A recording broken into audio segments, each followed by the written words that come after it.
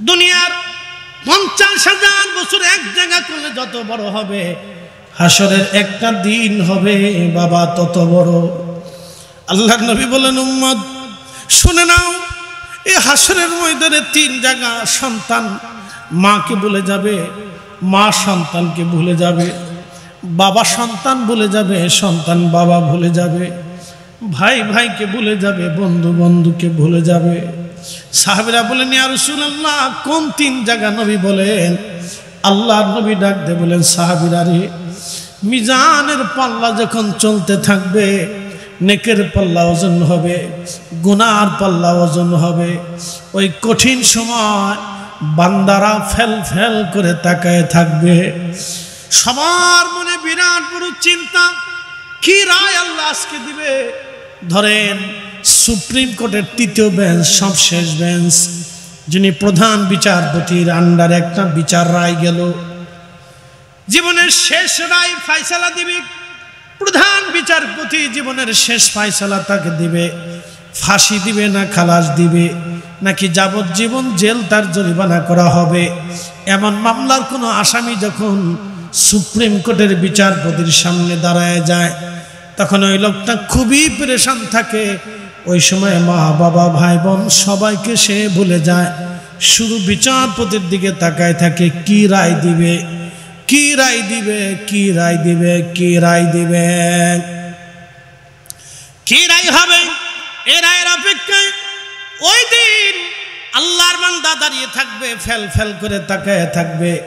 আল্লাহর নবী ডাক দিয়ে বললেন, সাহাবীরা রে, শুনে রাখো, আমি নবী সবাই ভুলে গেলেও আমি রাসূল সেই দিন আমার উম্মত ভুলে যাব না। একবার জোরে বলা যাবে কি আল্লাহু আকবার?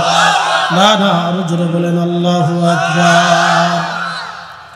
শ্রেষ্ঠ নবী দিলাম রে তরিয়ে নীতি রোজাহাসরে, শ্রেষ্ঠ নবী দিলাম রে তরিয়ে নীতি রোজাহাসরে, পথ না ভুলি তাই তো দিলে পাক কুরআনের বালি, খুদা তোমার মেহেরবানি।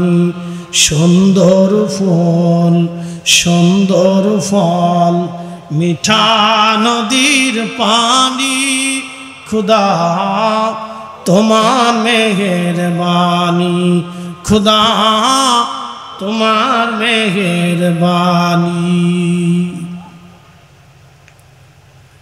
আল্লাহর নবী ডাক দিয়ে বলতেছে, উম্মত এই কঠিন সময় আমি তোমাকে ভুলে যাব না, ছেড়ে চলে যাব না।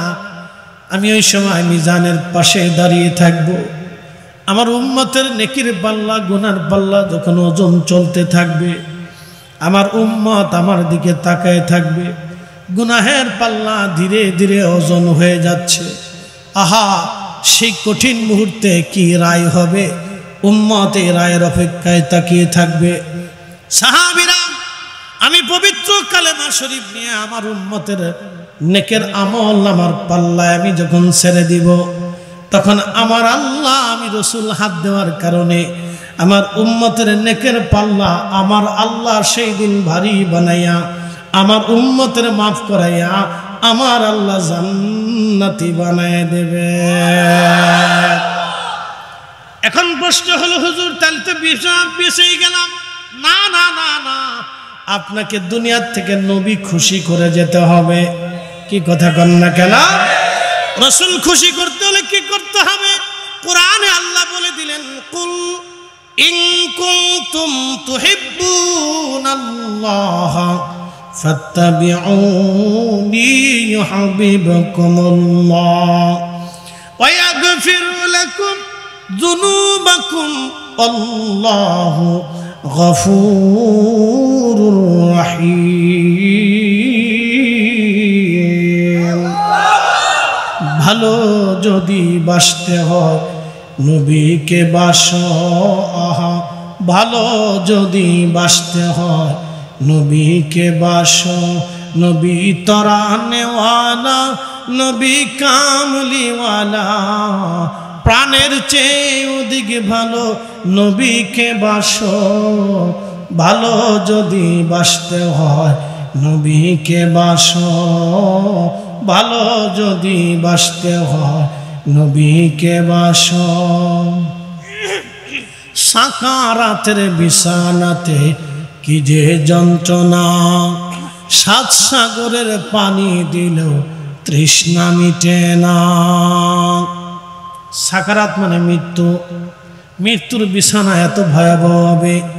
পৃথিবীর সমস্ত সাগরের পানি যদি আপনার কলিজার মধ্যে দেওয়া হয় তখন আপনার তৃষ্ণা মিটবে না, এত ভয়াবহ হবে সেই সময়টা। কঠিন মুহূর্ত সেই সময় কঠিন হবে। আল্লাহর নবী বললেন, উম্মত আরো এক জায়গা আমার উম্মত পেরেশানির মধ্যে থাকবে, কেউ কাউকে চিনবে না। সন্তান মাকে ভুলে যাবে, মা সন্তানকে ভুলে যাবে, স্বামী স্ত্রীকে ভুলবে, স্ত্রী স্বামীকে ভুলে যাবে। সেটা আমলনামা ডান হাতে হবে না বাম হাতে হবে। এই চিন্তায় যখন আমলনামা দেওয়া শুরু হয়ে যাবে, সবার একই চিন্তা, কেউ আর দুনিয়ার কথা মনে থাকবে না। সন্তান সন্ততি প্রিয়জনের কথাগুলি ভুলে যাবে। ও দুনিয়ার মানুষেরা, যারা অন্যের জমি দখল করে নিজের সন্তানের জন্য রেখে গেলেন, অন্যের টাকা মেরে দিয়ে নিজের সন্তানকে ধনী বানিয়ে যারা রেখে গেলেন, সরকারি অর্থকড়ি নিজের নামে এনে চুরি করে নিজের সন্তানের জন্য যারা জমা করে গেলেন, আল্লাহর কসম করে বলি, আল্লাহর কসম করে বলি, ওই হাসরের ময়দানে ওই সন্তান, ওই স্ত্রী, ওই পুত্র, ওই মেয়ে আপনার 4 পয়সাও কাজে লাগবে না। ওই দিন, সেই দিন, কঠিন দিনে আল্লাহর দরবারে সে আসামি যখন হয়ে যাবে, বাম হাতে আমলনামা হবে। আল্লাহ বলবেন, বান্দা জাহান্নামে চলে যাও। বান্দা বলবে, ইয়া রাব্বি, যদি আপনি আমাকে একটু রুখসত দেন, সুযোগ দেন। বলে, কি চাও? বলে, আমি অন্যায় করেছিলাম আমার মেয়ের জন্য, ছেলের জন্য, বিবির জন্য। আল্লাহ আপনি তো বড় ইনসাফ বলা, আপনি তো মালিক, ন্যায় বিচারক। আল্লাহ আমার মেয়েটাকে, সন্তানদেরকে ডেকে দেখি আমার আজকের গুনাহের জিম্মাদারি তারা নেবে কিনা। আল্লাহ যদি তারা নেয় তাহলে আমার তো গুনাহ কমে গেল। আল্লাহ আমাকে একটু সুযোগ দেন। সেই দিন মানব জাতি আল্লাহর কাছে সুযোগ চাবে। আমার রব, আমার আল্লাহ বলবেন, যাও, সুযোগ তোমাদেরকে দিলাম, ডেকে আনো।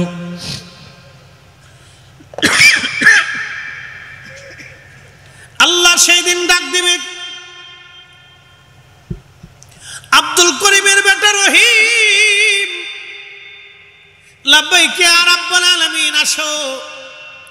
কোটি কোটি মানুষ হাসরের ময়দানে, আদম সফিউল্লাহ থেকে কিয়ামত পর্যন্ত যত মানুষ, সব হাসরের ময়দানে দাঁড়িয়ে যাবে। একবারে তারান্নুস থেকে কিয়ামত পর্যন্ত যত জিন, সমস্ত জিনেরা হাসরের ময়দানে আল্লাহর সামনে দাঁড়ায় যাবে। সৃষ্টির প্রথম দিকে কিয়ামত পর্যন্ত যত ফেরেশতা তৈরি হবে, সব ফেরেশতারা আল্লাহর আদালতের সামনে দাঁড়ানো থাকবে। तमाम সৃষ্টির মধ্যে যত লক্ষ প্রাণী আছে, জীব আছে, জীবন আছে, সব জীব এবং জীবন আল্লাহর সামনে দাঁড়ায় যাবে। তাহলে বুঝুন তো সেই হাসরের মাঠ কত বড় হবে, কত বিরাট হবে, কত ভয়ঙ্কর হবে, কত ভয়ঙ্কর হবে সেই হাসরের মাঠ। সেই মাঠের ভিতরে আল্লাহ ডাক দেবে, আসবে বান্দা। আল্লাহর বান্দাকে আল্লাহ বলবেন, বান্দা তুমি তোমার সুযোগ চেয়ে নাও। ছেলেটাকে বাবা ডাক দিয়ে বলবেন, বেটারে আমি আজকে আল্লাহর দরবারে আসামি হয়ে গেলাম। বাম হাতে আমার আমলনামা চলে আসছে গুনাহের কারণে, আমার গুনার পাল্লা বেশি হয়ে গেছে রে বেটা। ও আমার সন্তান, তোমাদের জন্য দুনিয়াতে অন্যায় করছি, সুদ খেয়েছিলাম, ঘুষ খেয়েছিলাম, অন্যের জমি মেরে দিয়েছিলাম, অন্যের হক মেরেছিলাম, রাষ্ট্রের সম্পদ চুরি করেছিলাম। বেটা আমার, সন্তান আমার, অনেক বড় গুনাহগার আজকে আমি হয়েছি। কিছু গুনাহ তুমি তোমার আমলনামায় নিয়ে আজকে বাবা হিসেবে তুমি আমাকে হেসান করো, দয়া করো। ছেলেটা ডাক দিয়ে বলবে, আব্বা জান, ও বাবা, দুনিয়াতে আপনি ভরণ পোষণ করার হক দায়িত্ব আপনার উপরে ছিল। আপনি চুরি করবেন নাকি অন্যায় করবেন, নাকি অন্যের হক আপনি মেরে দিবেন? বাবা, এই বিষয়টা আমার দেখার দায়িত্ব। আপনি গুনাহ করেছেন, আপনার গুনাহ আপনি নিজে জিম্মাদারি হয়ে এর দায়ভার এই মামলা আপনি নিজে মিটান। আব্বা আমার পক্ষে গুনার জিম্মাদারি নেওয়া সম্ভব না, কারণ আমি নিজের পাপের চিন্তায় আজ পেরেশান হয়ে আছি। বুঝে তারপরে যাবেন, বুঝে যাবেন। এই জন্য কোরআনে আল্লাহ একটা আয়াত আমাদেরকে সতর্ক করে দিয়েছে, ইয়া আইয়ুহাল্লাযীনা আমানু লা তুলহিকুম আমওয়ালুকুম ওয়ালা আওলাদুকুম আন যিকরিল্লাহ।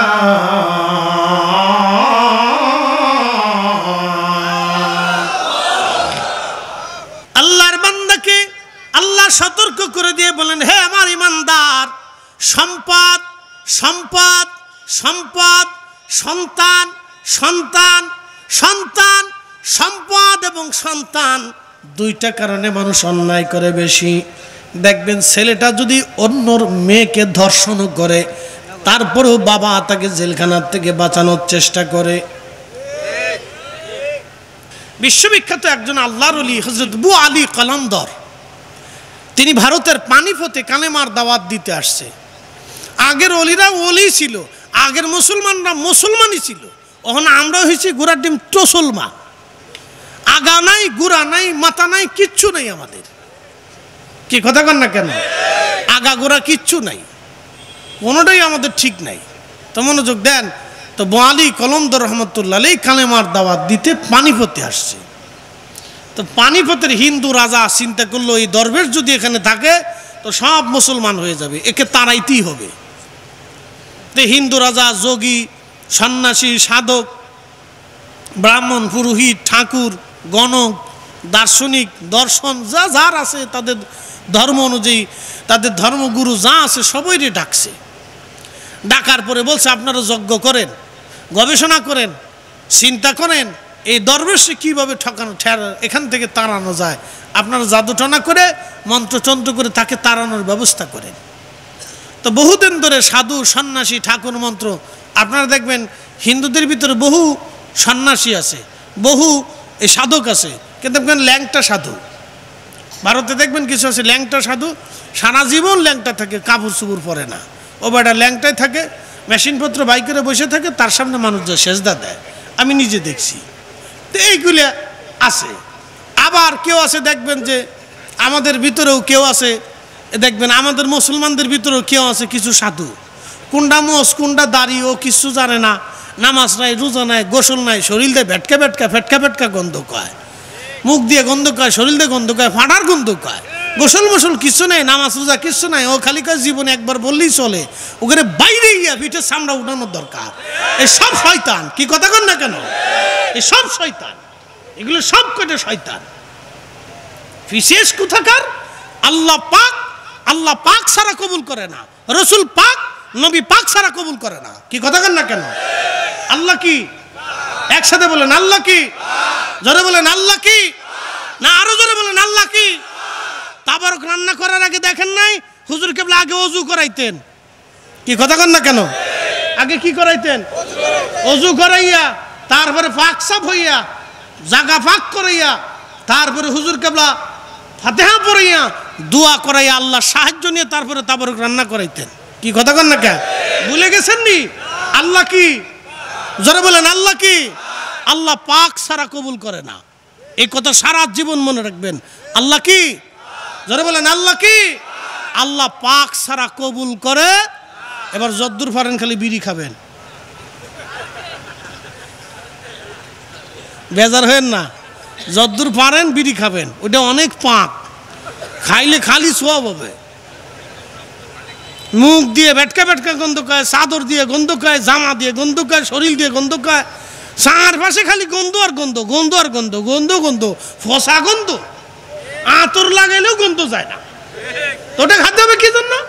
তরিকত পন্থেরা এই কাজ করে নাকি?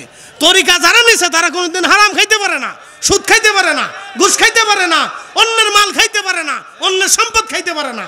কি কথা কন না কে?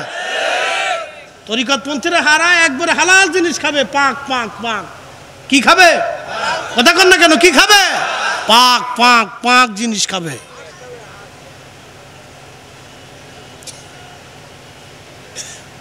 বুঝতে অসুবিধা লাগতেছে? আমি সাচ্চা সাচ্চা কথা বলি, কারণ আমার এই জবানের হিসাব কিয়ামতের মাঠে দিতে হবে। কয় টাকা দিবেন আমাকে? কয় টাকা দিবেন? আপনার এই টাকা দিয়ে কি আল্লাহ কিনতে পারবো? না না, হাসরের মাঠে বুঝাই দিতে হবে। কি বলছিলা তুমি? আল্লাহ যা যা সাচ্চা সাচ্চা কথা বলছিলেন আমি ওটা বলে দিয়ে আসছি, মানে মানুক না মানে না মানুক, ক্লিয়ার কথা। আমি নিজেকে ক্লিয়ার রাখতে হবে। আপনার প্রেমে পড়ে আমি আজারে বাজারে কথা বলবো, ও তা ফরিদ হিসাব না। এই জন্য বাংলাদেশের কোটি কোটি মানুষ আমার ওয়াজ শোনে, কোটি কোটি মানুষ আমাকে শ্রদ্ধা করে, বুঝতে পারছেন? আজকে দিনের বেলা জোহরে কয়জন লোক আসছেন? এর সাথে 3 গুণ লোক জোহরের সময়, 3 গুণ 70 দেখ তাবরক রান্না করছে, তাও তাবারকে হয় না। মানুষে ভরে গেছে ওয়াজ শোনার জন্য, সব মানুষ আসে ওয়াজ শোনার জন্য, মহিলা পুরুষ দিয়ে ওয়াজ শুনে। সাচ্চা সাচ্চা কথা শুনে যাবেন। আমরা মুসলমান, দিন শেষে অবশ্যই একদিন কবরে চলে যেতে হবে। কথা বলেন ঠিক না বেঠিক? কবরে যাওয়া লাগবে না? চলে যেতেই হবে, যেতেই হবে। এই উঠেন না, উঠেন না, বসেন বসেন বসেন বসেন বসেন। হ্যাঁ তা ধরছে, তাই হ্যাঁ যান যান যান। এটা বুঝছেন না আপনারা? 1 দিল হলো 1 চাপ, আর 2 হলো নিম্ন 2টা চাপ। আল্লাহ এমন এক কুদরত দিয়ে দিয়েছে, উপর দিয়ে খাইবেন আর নিচ দিয়ে ছাড়বেন, বুঝতে পারছেন? কিন্তু যখন ঢুকাইবেন তখন হালাল না হারাম বুঝে ঢুকায়েন, খালি bat bat bat bat bat bat করে খাইয়েন না। কিন্তু কি কথা কন না কেন? খালি হাঁসের মতো গিলবেন না, খাওয়ার আগে বুঝে খাবেন হালাল না হারাম। তো বোয়ালি কলমদরের জীবনী বলতেছি, শুনে যান। অলিরা অলি ছিল। আমার পীর মুর্শিদ আপনাদের দেওয়া জিনিস খাইতেন না, কেন খাইতেন না বুঝে যাবেন আজকে, বুঝে যাবেন আজকে। অলি হইতে হলে আপনাকে সাচ্চা কাচ্চা পরিষ্কার ফ্রেশ থাকতে হবে, তা না হলে সে অলি হইতে পারে না। এই যে ইলমুল কালব, এটাকে জিন্দা করতে হলে অনেক হিকমত আছে, অনেক পরিশ্রম লাগে, অনেক সাধনা লাগে, এমনিতে জিন্দা হয় না। আরে ওলি যারা ছিলেন তারা বসে থাকতেন মোরাকাবা, আপনি সামনে গেছেন, আল্লাহর পক্ষ থেকে তাদের কাছে মেসেজ আসতো। একসাথে বলবেন আল্লাহু আকবার। কার কাছ থেকে মেসেজ আসতো? আল্লাহর কাছ থেকে মেসেজ আসতো। মেসেজ ঘুমাস কে না, ঠিক আছে। মুসল্লি খুব করা, সামনের কাতে রয়েছে বালা মুসল্লি। আরে মুসল্লি, একটা বিড়ির দাম কত রে? কইতে পারস না? তাহলে বোঝা গেল বিড়ির জগতে নাই ও। বালা, ওরা আজকে থাকবে, আগামী দিন আমরা কবরে চলে যাব, পরবর্তী দিন ওরাই মাহফিল সাজাবে, ওরাই বক্তা হবে।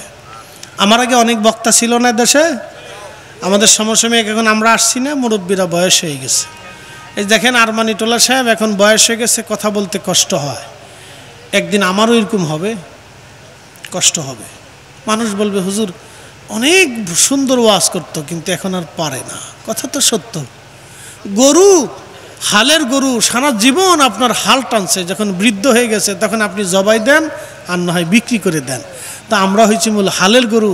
আপনার জীবনও এরকম হালের গরু, বুড়া হয়ে গেছে, বাড়ি আর দাম নাই। ছেলেকে বাপ খালি পেকের পেকের করে, বৌমা খালি বাপ খালি পটর পটর করে, শ্বশুর আব্বা খালি ঘন ঘন ফেসাল পারে আর খাইতে চায়। কথা কন না কেন? অনেক মহিলারা চিন্তা করে যে বুড়া মরে না কে, কি কয় না অনেকে, বুড়া মরে না কে, তার মানে আপনার বয়স হয়ে গেছে, আপনি রিজেক্টেড রিজেক্টেড রিজেক্টেড। তা আমাদেরও জীবনে এরকম পেনশন আসবে, রিজেক্টেড। হিসাব করতে হবে আগে থেকে, বয়স হয়ে গেলে রিজেক্টেড। এই জন্য কোরআন আল্লাহ বলছেন ইম্মা, শোনেন আল্লাহর কথা, ইম্মা ইয়াবলুগান্না ইনদাকাল কিবার। বান্দা, তোমার বাবা মা যদি বৃদ্ধ হয়ে যায়, বুড়া জোয়ানের কথা বলে নাই, ইম্মা ইয়াবলুগান্না ইনদাকাল কিবার, যখন তোমার আব্বা আম্মা বৃদ্ধ হয়ে যায়, বুড়া হয়ে যায়, তখন তুমি কি করো? আহাদাহুমা আও কিলাহুমা ফালা তাকুল লাহুমা উফ।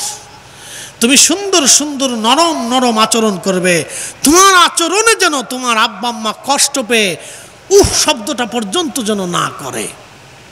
একসাথে বলবেন আল্লাহু আকবার। কে শিখাইছে? একসাথে বলেন কে? আল্লাহ জোয়ানের কথা বলে নাই, বুড়ার কথা বলছে, রিজেক্টেডদের কথা বলছে। তো আমরা একসময় রিজেক্টেড হয়ে যাব, বয়স বাড়ি হয়ে যাবে, কণ্ঠেরই শক্তি থাকবে না, এই ঘন্টার পর ঘন্টায় কথা বলা আর সুযোগ হবে না। একটা পাবনা আর একটা মাদারীপুরে ওয়াজ করা ওই বয়স আর সম্ভব হবে না। হবিগঞ্জ থেকে পাবনা ওয়াজ করে এসে আবার মাদারীপুরে ওয়াজ করা অসম্ভব, এটা আর হবে না, বয়স হয়ে যাবে। তখন একটা করতেই যান শেষ হয়ে যাবে, সবার জীবনে হবে। এই জন্য বয়স থাকতে বয়সের মূল্য দিতে হয়, দাঁত থাকতে দাঁতের মূল্যায়ন করতে হয়, হায়াত থাকতে আখিরাতের পুঁজি সদাই কিনে নিয়ে তারপরে কবরে যাইতে হয়। এক কথা বলে, কি থাকতে? হায়াত থাকতে আখিরাতের পুঁজি নিতে হয়। আপনারা তরিকা নিছেন না? কি কথা কন না কেন? একসাথে বলেন, তরিকা হুজুর কেবলার কাছে নিছেন না? তো কি ওয়াদা আপনার? জীবনের শেষ নিঃশ্বাস পর্যন্ত রসুল কারীমের সত্য তরিকা ছাড়ব না। সত্য তরিকায় কি মিথ্যা কথা বলার অনুমতি আছে? নামাজ ছেড়ে দেওয়ার অনুমতি আছে? রোজা ছেড়ে দেওয়ার অনুমতি আছে? আল্লাহর কোনো বিধান, রসুলের কোনো সুন্নত ছেড়ে দেওয়ার অনুমতি আছে? নাই। এই কথাই তো 20 বছর ধরে বুঝাইতে পারতেছি না। অনুমতি নেই, অনুমতি নেই, অনুমতি নেই। প্রিয় উপস্থিতি, হাজিরিন, হযরত আবু আলী কলমদার রাহমাতুল্লাহ আলাইহি হিন্দু বৌদ্ধ যারা ছিলেন, হিন্দু সাধু সন্ন্যাসী যারা ছিলেন, রাজার হুকুমে তারা বহু চেষ্টা করলো মন্ত্রতন্ত্র সাধন করে আল্লাহর ওলিকে তাড়িয়ে দেওয়ার জন্যে। সমস্ত চেষ্টা তাদের বিফল হয়ে গেল। সমস্ত হিন্দু পুরোহিত, ব্রাহ্মণ, ঠাকুর ব্রাহ্মণ যারা ছিল এবং সাধু সন্ন্যাসী যারা ছিলেন, গণক এবং কি আপনার দার্শনিক সহ যারাই ছিলেন, সবাই এসে বললেন, বাদশা নামদার, এই মুসলিম দরবেশের সাথে আমরা আমাদের সমস্ত তন্ত্রমন্ত্র দিয়ে চেষ্টা করেছি, তাকে কিছুই করা যায় না।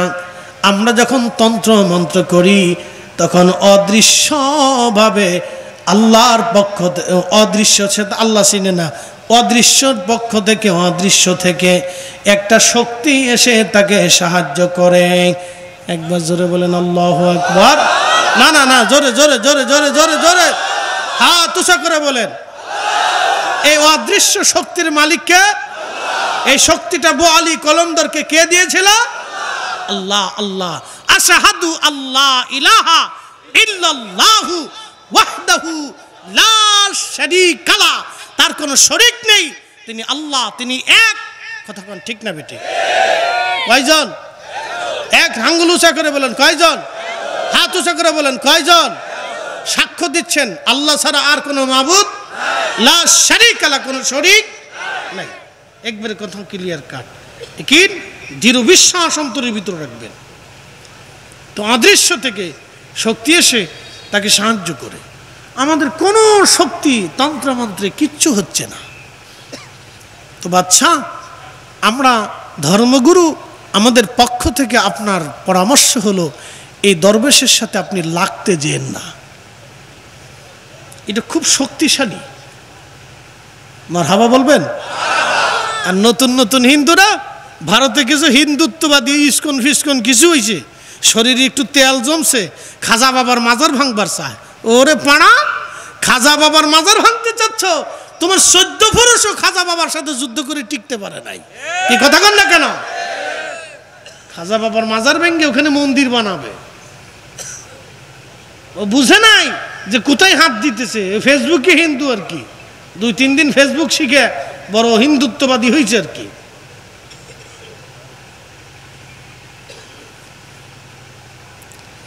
প্রিয় উপস্থিতি, খুব মনোযোগ দিবেন। হযরত আবু আলী কলমদার রাহিমাহুল্লাহ, তিনি বাদশা বলে দিলেন, তাহলে বলো, তার যে অদৃশ্য থেকে শক্তি আসে এটা বন্ধ কেমনে করা যায়? বলে একটা কাজ করলে বন্ধ করা যাবে। বলে কি কাজ? বলে কাজ হলো, মুসলমান হারাম খায় না আর হারাম খাইলে মুসলমানের আধ্যাত্মিক ক্ষমতা থাকে না। মুসলমান কি খায় না? জোরে ক বাবা, জোরে ক। মুসলমান কি খায় না? না না, একসাথে বলেন, মুসলমান কি খায় না? মুসলমান কি খায় না? জোরে বলেন, মুসলমান কি খায় না?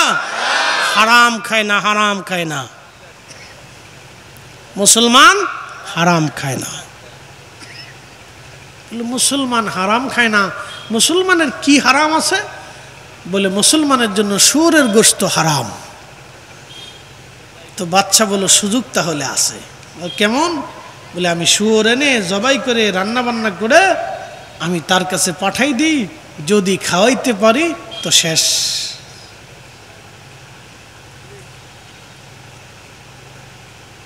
আমাদের দেশের বেডিরা তো বুঝে না, আমাদের দেশের নারীরা বুঝে না।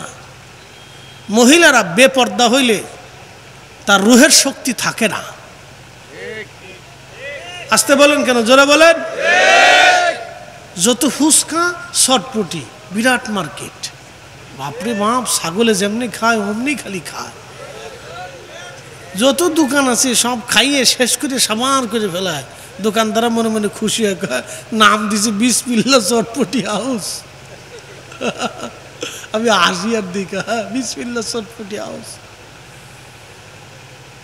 আমাদের দেশে কত নারী বেহায়া, আপনি যদি বুঝতে চান তাহলে কয়েকদিন আগে ঢাকা স্টেডিয়ামে কনসার্ট হয়েছিল। কনসার্ট আপনি দেখেন, ভিডিওতে দেখবেন যে কত মেয়েরা অর্ধলঙ্গ হয়ে পুরুষের সামনে ছি ছি ছি, এক পুরুষকে জড়িয়ে ধরে যা কুত্তা পর্যন্ত ফেল হয়ে গেছে।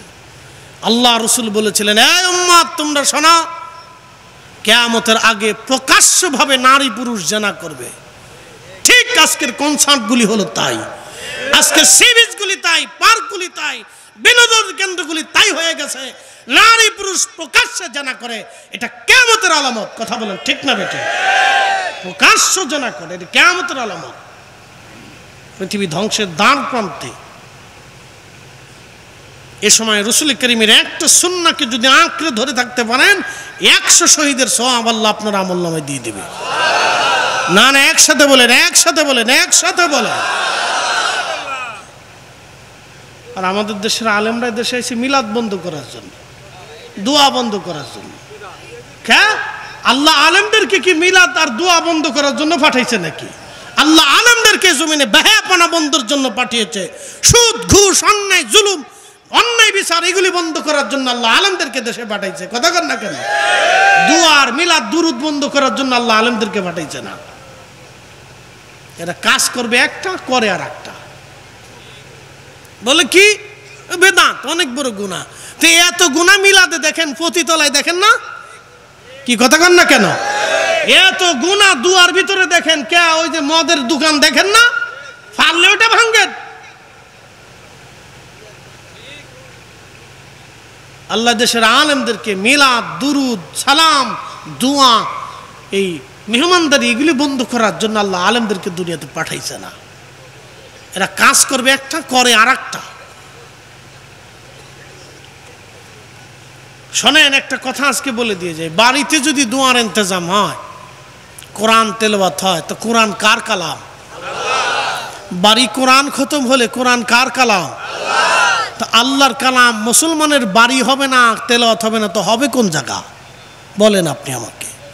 আল্লাহর কোরআনের তেলাওয়াত মুসলমানের বাড়িতে যদি না হয় তো হবে কোন জায়গা? রসুলের দুরুদ মুসলমানের বাড়ি যদি তেলাওয়াত না হয় তো হবে কোন জায়গা? আল্লাহর জিকির যদি মুসলমানের বাড়ি হয় না হয় তো হবে কোন জায়গা? বলেন। দোয়া যদি মুসলমানের বাড়িতে না হয় তো হবে কোন জায়গা? হিন্দুর বাড়ি হবে, বৌদ্ধর বাড়ি হবে, মন্দিরের সামনে হবে? তো মুসলমানের বাড়ি তো হবে। কি কথা কন না কেন? কোন জায়গা হবে? মুসলমানের বাড়ি হবে, মুসলমানের বাড়ি হবে। এই জন্য কোরআন তেলাওয়াত, মিলাদ, দোয়া, দুরুদ এগুলি চলবেই, চালাইতেই হবে। কথা কন না কেন? চালাইতেই হবে। এটা বন্ধ করা যাবে? কথা কন না, বন্ধ করা যাবে? হাত উঁচা করে বলেন, বন্ধ করা যাবে? আল্লাহ কবুল করুক, সকলে বলেন আমিন। বেশি বেশি করে বাড়িতে কোরআন খতম দিবেন, তলবে ইলমদেরকে ডেকে এনে কোরআন খতম দিয়ে ওলামা ইকরাম এনে এলাকার মানুষদেরকে দাওয়াত করে এনে দোয়া করবেন বাবা মার জন্য, করাবেন। এগুলি চলতে থাকুক। আমাদের দেশের নারীরা পুরুষরা দিন দিন দিন দিন দিন দিন দিন দিন ভিন্ন দিকে প্রবাহিত হচ্ছে। এগুলি যত চালাবেন তত তারা এই দিকের দিকে ঝুঁকে আসবে, চলুক না।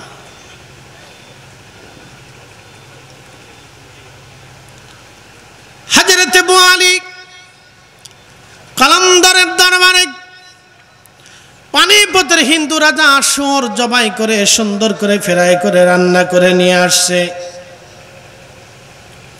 রাজার লোক লস্কর দিয়ে খুব আলিশান শান শৌকত দিয়ে হুজুরের বাড়ি পাঠানো হয়েছে। আজকে আবু আলী কলন্দর শুয়োরের গোশত খাবে আর তার আধ্যাত্মিক ক্ষমতা ধ্বংস হয়ে যাবে। অনেক বড় মহা খুশি বাদশা নিজে, কিন্তু বাদশা জানে না আল্লাহর ওলিদের সঙ্গে কথা হয় আরশের মালিকের সাথে, ঠিক কিনা? আবু আলী কলন্দরের বাড়ি খাবার দাবার নিয়ে আসছে। খাদেম খুদ্দাম যারা ছিলেন তারা বিরাট খুশি। আজকে আমার পীরের বাড়িতে হিন্দু রাজা খাবার পাঠিয়েছে। তারা ভাবছে হিন্দু রাজা বিরাট সম্মান করেছে, পানিপথের রাজা বুঝি বিরাট সম্মান করেছে। হযরত আবু আলী কলন্দর রাহমাতুল্লাহের সামনে যখন খাবার আনা হলো, আল্লাহর পক্ষ থেকে আবু আলী কলন্দরের কাছে মেসেজ আসছে তার কালবে। ওই যে যার কাছে পাসওয়ার্ড আছে আলিফ লাম মিম আলিফ লাম রা ইয়াসিন তাহা, এই পাসওয়ার্ড আল্লাহর নবী ছাড়া আর আল্লাহ ছাড়া কেউ জানে না। এবং আল্লাহর নবী যাদেরকে জানাই দিয়ে গেছেন, পৃথিবীতে কিয়ামত পর্যন্ত এমন কিছু ওলিরা আসবে যারা এর পাসওয়ার্ড জানে। এই পাসওয়ার্ড যাদেরকে আল্লাহর রাসূল জানাই দিবেন, তারাই শুধুমাত্র যাহা আল্লাহর কাছে চাবে আর তাহাই পাবে। কথা কন না কেন? আবু আলী কলন্দরের কাছে আল্লাহর পক্ষ থেকে মেসেজ আসলো, আবু আলী কলন্দরে খাবার খাওয়া যাবে না, এটা গরুর গোশত না, এটা শুয়োরের গোশত, হারাম নাপাক। আবু আলী কলন্দর ডেকে বললেন, হে হিন্দু রাজা, তোমার লোক লস্কর যারা ছিল তাদেরকে বললেন তোমার রাজাকে খাবার খেতে বলো, এটা শুয়োরের গোশত, তোমার রাজা আমাকে রান্না বান্না করে পাঠিয়েছে। এই খাবার মুসলমানদের জন্য না, এই গোশত আমাদের জন্য হারাম, তোমার রাজাকেই খেতে বলো। একবার জোরে বলা যাবে কি মারহাবা? এ ওলি আল্লাহর বাংলাদেশ, শহীদ গাজীর বাংলাদেশ, রহম করো আল্লাহ, রহম করো আল্লাহ। এই শাহজালালের বাংলাদেশ, শাহপরানের বাংলাদেশ, রহম করো আল্লাহ, রহম করো আল্লাহ। লা ইলাহা ইল্লাল্লাহ, জোরে লা ইলাহা হক, লা ইলাহা হক, লা ইলাহা হাসবি রাব্বি জাল্লাল্লাহ মা ফি কলবি গায়রুন। আহা নূর মুহাম্মদ, বলি নূর মুহাম্মদ, পড়ি লা ইলাহা ইল্লাল্লাহ, লা ইলাহা ইল্লাল্লাহ, লা ইলাহা ইল্লাল্লাহ মুহাম্মাদুর রাসূলুল্লাহ সাল্লাল্লাহু আলাইহি ওয়াসাল্লাম। এই জন্য আউলিয়া কেরামদেরকে আল্লাহ আধ্যাত্মিক একটা ক্ষমতা দেন, এটার নাম কারামত। শেষ ওয়াজ রাখছিলাম মিশরের গভর্নর আমর ইবনুল আস, মনে আসেনি আপনাদের? তো তখন মিশরবাসী এই কথাটা বলেই শেষ করে দেব। মিশরবাসীদেরকে বলে না, মিশরবাসী তোমাদের দেহ থেকে মাথা আলাদা করে ফেলবো। মিশরের মানুষ ডাক দিয়ে বলতেছে, আমর ইবনুল আস, আমরা মানলাম মুসলমানের আইন এদেশে চলবে, কিন্তু বলে দাও আমরা কুমারী মেয়ে জবাই দেওয়ার পরে রক্ত গড়াইয়া পানিতে গেলে জোয়ার আসে, তাহলে তোমরা মুসলমানরা আটটুসি যায়, তাহলে আটটুসির দোষ? কথা কন না কেন? আমরা কি আটটুসি থেকে আইসে রাস্তা ভরে লাঠি নিয়ে বেটি করে ফিটামো যে তোমরা বোরকা ছাড়া দাও কে? নাকি এ দায়িত্ব কি আমাদের? বোরকা ছাড়া আমাদের দরবারে ঢোকা নিষেধ, বোরকা পরা জরুরি, বোরকা পরার হুকুম। প্রত্যেকটা আমাদের মুহিব্বিন, আশিকিন, জাকিরিন যারা আছেন, আমাদের মা বোনেরা যারা আছেন, তাদের হুকুম হলো বোরকা সর্বক্ষেত্রে তারা ব্যবহার করবে, এবং সেই আজারে বাজারে বোরকা না, টেন্ডি টুন্ডু টুন্ডু ফুন্ডু ঠুটুস ফুটুস বোরকা না, বোরকা পরতে হবে ঢিলা ঢুলা সুন্নতি বোরকা। কথা কন না কেন? এই বোরকা পরার নিয়ম। এখন কোনো নারী যদি না পরে সেটা দায়ভার সে নিবে, এটা আমাদের না, সেটা আমাদের না, এটা ওই নারী সে দায়ভার নিবে, এটা আমাদের না। কোনো নারী যদি তার শ্বশুর শাশুড়িকে খাবার না দেয়, তাহলে সেটার দায়ভার আমরা আটটুসি বহন করব কেন? একজনের পাপের কারণে আরেকজন বহন করে না। সন্তান অপরাধ করলে বাপের ফাঁসি হয় না, বাবা চুরি করলে সন্তানের জেল জরিমানা হয় না, যার অপরাধ তাকেই শাস্তি ভোগ করতে হবে, ঠিক কিনা? হুজুর কেবল সঠিক তরিকা বাতলাই দিয়ে গেছেন। এখন কেউ যদি মানেন তো ভালো, না মানলে হুজুরের উপরে কোনো দায়ভার নাই, এটা আপনাকেই বহন করতে হবে। কথা ক্লিয়ার না ভেজাল আছে? ক্লিয়ার। তবে আমাদের নিয়ম কানুন কিছু আছে, এগুলি মেনে মেনে চলবেন। আল্লাহ আপনাদের কারণে আমাদের দরবারে যাতে দুর্নাম না হয়, এটা মনে রাখতে হবে যে আমি যেহেতু হুজুর কেবলার সন্তান, তো রুহের সন্তান, রুহানি সন্তান, তা আমি এমনই সন্তান হতে চাই যে আমার দ্বারা যেন দরবারের ক্ষতি না হয়, দুর্নাম না হয়, সুনামটা যাতে হয়, ঠিক কিনা? এগুলি বিচার বিশ্লেষণ করে আমাদের চলতে হবে।